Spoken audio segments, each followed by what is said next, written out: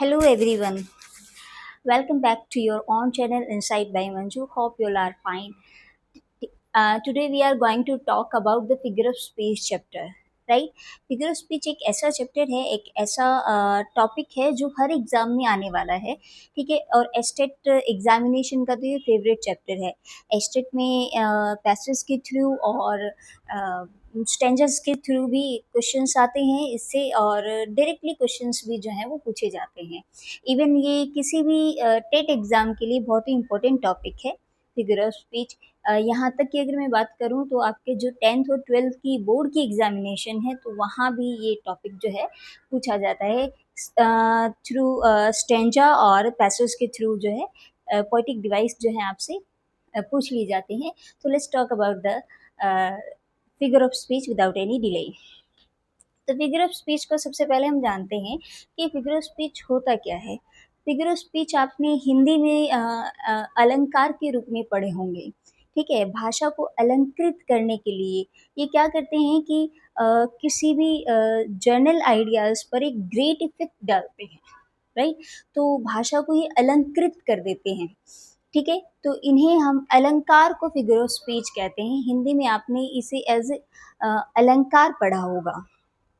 ठीक है, तो सबसे पहले हम बात करते हैं अपने फिगर ऑफ स्पीच एलिट्रेशन की. Alliteration, right. एलिट्रेशन क्या होता है? एलिट्रेशन जो है कॉन्सोनेंट साउंड को रिपीट करता है. Point to be noted, I am talking about the consonant sound. Right, repeated initial sound, but that initial sound is consonant sound. ठीक है, कॉन्सोनेंट साउंड को यूजुअली ये जो है जो स्ट्रेस्ड सिलेबल हैं. राइट, कॉन्सोनेंट साउंड जहाँ रिपीट हो रही है बार बार तो मानकर चलिएगा कि वहाँ पर एलिट्रेशन है. एलिट्रेशन को हिंदी में हम कहते हैं अनुप्रास अलंकार. ठीक है, तो एलिट्रेशन यानी is a sequence of repeated initial sound usually before stressed syllables. ठीक है, सिलेबल्स मानकर चलिएगा कि जहाँ स्ट्रेस आते हैं, एक वर्ड होता है उसके कुछ टुकड़े हो जाते हैं जहाँ जहाँ स्ट्रेस आता है, तो दैट्स कॉल्ड द सिलेबल. तो जहाँ स्ट्रेस्ड सिलेबल है वहाँ पर कॉन्सोनेंट साउंड अगर रिपीट हो रही है तो वो आपका एलिट्रेशन यानी कि अनुप्रास अलंकार है. ठीक है, तो चलिए एग्जाम्पल देखते हैं. Full fathom 5 thy father lives. देखिए स्ट्रेस आ रहा है कहाँ? फुल. प साउंड रिपीट हो रही है, इनिशियल साउंड रिपीट हो रही है, और ये साउंड जो है कॉन्सोनेंट साउंड है.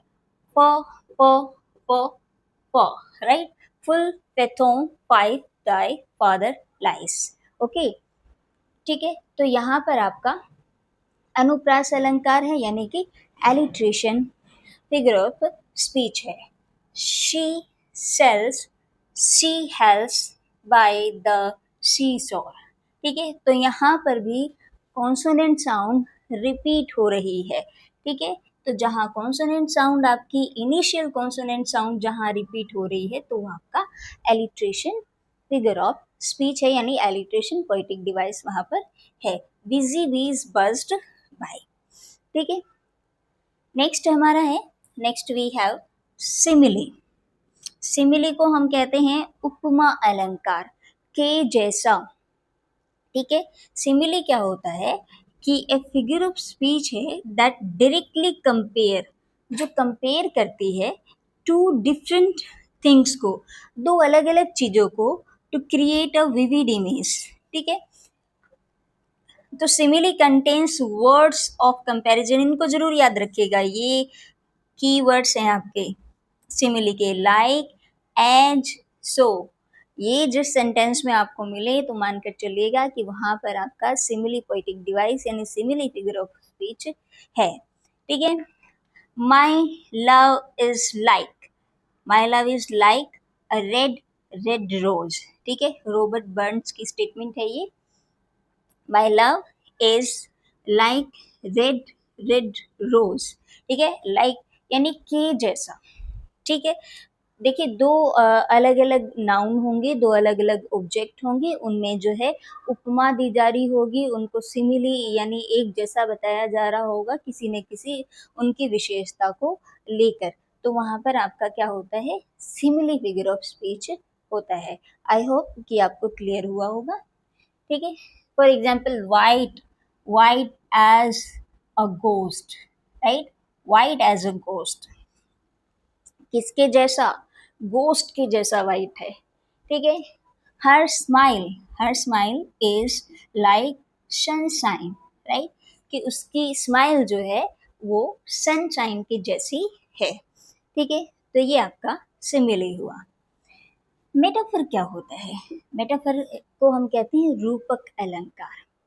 ठीक है, मेटाफर के जैसा नहीं कहता है, मेटाफर तो इम्प्लाइज करता है सिमिली को, जैसे किसी चीज को थोप देता है, इम्प्लाइज करता है सिमिली को। ठीक है, तो ये आपका मेटाफर होता है। एक ऐसा फिगर ऑफ स्पीच होता है in which two objects are compared and treated as one, right, कि वो ट्रीट कुछ इस तरीके से ट्रीट किया जाता है कि दोनों एक ही हैं, के जैसा नहीं कहते हैं हम इसमें। जैसे life is a dream, right, तो ये नहीं कहा है life is as a dream कि सपने के जैसी है, ऐसा नहीं कहा, लाइफ इज ए ड्रीम। ठीक है, जीवन एक सपना है, ऐसा ही इन्होंने जो है कहा गया है। Friendship is a sheltering tree.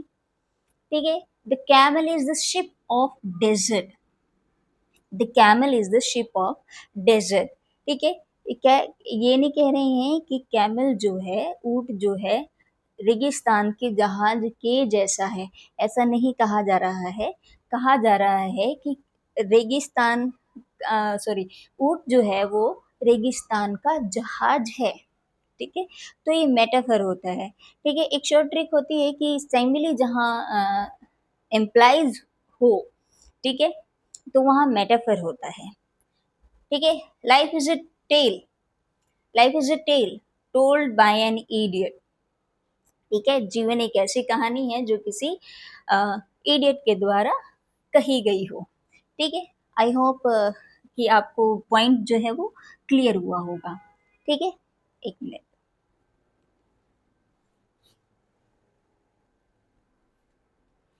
Next we have hyperbole. Hyperbole, hyperbole क्या बताता है कि किसी एक छोटी सी बात को बढ़ा चढ़ा कर बोलना। ठीक है, वो हाइपरबोले होता है, अतिशयोक्ति अलंकार जिसे हम कहते हैं। Things are shown as greater और स्मॉलर, बेटर और worse than they really are, यानी वास्तविकता में जैसी वो चीजें हैं या जैसी वो बात है, उसको उससे बढ़ा चढ़ा कर बोल दिया जाता है। That's called hyperbole figure of speech. ठीक है, जैसे let's talk about the examples. Reverse of blood flowed in battle. भाई युद्ध में जो है खून की नदियां बह गई, तो ऐसे थोड़ी हो सकता है कि खून की नदियां बह गई। हाँ, रक्तपात तो हो सकता है बहुत ज्यादा, लेकिन किसी चीज को बढ़ा चढ़ा कर कहा जा रहा है, तो ये आपका हाइपरबोले फिगर ऑफ स्पीच है। Reverse of blood flawed in the battle. ठीक है, शी वेप्ट, शी वेप्ट, वह रोई थी, और सीन ऑफ टीयर्स, राइट, कि उसने रो रो कर सागर भर दिया। ठीक है, तो ये हाइपरबोले है, किसी बात को बढ़ा चढ़ा कर कहा जा रहा है, तो ये आपका क्या हुआ, figure of speech hyperbole. I have millions things, millions, I have million things to do today, कि आज ही मैं सॉरी, मेरे पास मिलियन थिंग्स हैं करने को। ठीक है, so that's all for today. I hope I'm able to clear the points. If you like the video, so please like, करें, subscribe and share to your friends and your friend circle. Thanks for watching. Your support is matter to me. Thank you. Have a nice day.